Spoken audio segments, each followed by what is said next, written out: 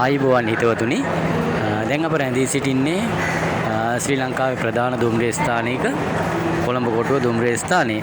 ඉතින් මේ දුම්රිය ස්ථානයේ දැන් ඔබට බැලුමට පේනවා ඇති දුම්රියන් 4ක් පමණ නවත්තලා තියෙනවා. ඉතින් අපි කතා කරනකොට මේ දුම්රිය සේවය ගැන, බස් සේවය ගැන, ප්‍රවාහන සේවාව ගැන කතා කරනකොට මගියෙක් හැටියට වැදගත්ම දේ මොකක්ද?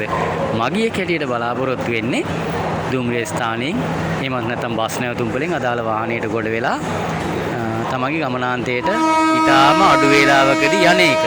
දැන් මෙතන ගත්තාම මෙතන ඔබට පේනවා ඩිජිටල් තිර තියෙනවා. හැබැයි බලන්න මේ එකම ඩිජිටල් තිරයකවත් මේ වෙනකොට කාලසටහන්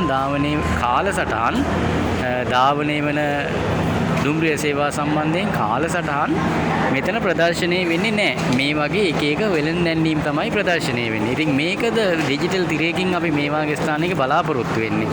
දැන් ප්‍රවාහන සේවයක් ගත්තාම මේක ලාභයද අපි බලාපොරොත්තු වෙන්නේ නැහැ. මේකෙදි බලාපොරොත්තු වෙන්නේ සමාජීය ලාභය. ඒ නිසා අනිවාර්යෙන්ම මේ ඩිජිටල් තිරවල අඩුම තරමින් මගියට සාධාරණ වෙන විදිහට කාලසටහන් ප්‍රදර්ශනය කිරීම අනිවාර්යෙන් කළ යුතුයි. දැන් මෙතන බැලුවොත් මිනිස්සු එහාට මෙහාට යනවා. අලුතෙන් මේන මගින් කොහොමදත් දන්නේ දුම්රියන් තියෙන වෙලාවල්.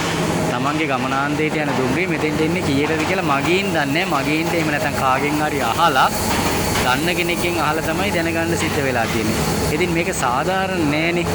හොඳ ප්‍රවාහන පද්ධතියක් වුණාම විදේශිකයෙකුට වුණත් ඇවිදින්න තමන්ගේ ගමනාන්තයට කාගෙන්වත් අහන්න නැතුව යන්න තරම් තොරතුරු තියෙන්නට ඕනේ.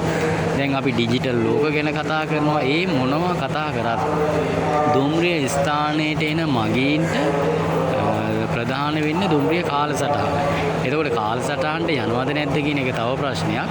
ඉතින් අවම වශයෙන් දුම්රිය තියෙන වේලාව කාලසටහනවත් ප්‍රදර්ශනය කළ යුතුයි. සමහර වෙලාවට දුම්රියන් කැන්සල් වෙන්න පුළුවන්.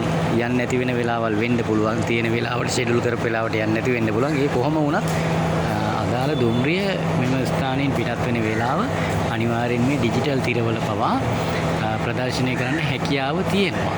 එහෙමනේ හැකියාව තියෙද්දිත් ඇයි මේ වෙලෙන් දැන්වීම විතරක් මේ වගේ ප්‍රදර්ශනය කරන්නේ? ඉතින් හිතවතුනි දැන් අද අලුත් ආණ්ඩුවත් එක්ක අපි මේ ප්‍රවාහන ක්ෂේත්‍රයේ සෑහෙන ගමනක් යන පිරිසක් මමත් සාමාන්‍ය මගේ කැඩියට මම නිතර දුම්රිය භාවිතා කරනවා. මට දැකන්න ලැබුණ දේව තමයි අපි මේ තමුන්වන්සලාට එක බෙදා හදාගන්නේ. සාමාන්‍යයෙන් දුම්රිය ස්ථානයක ඩිජිටල් තිර තිබුණාට මදි. ඒ ඩිජිටල් තිරවල මගීන්ට අවශ්‍ය දත්ත සපයන්න ඕනේ. කාලසටහන් වේලාවන්.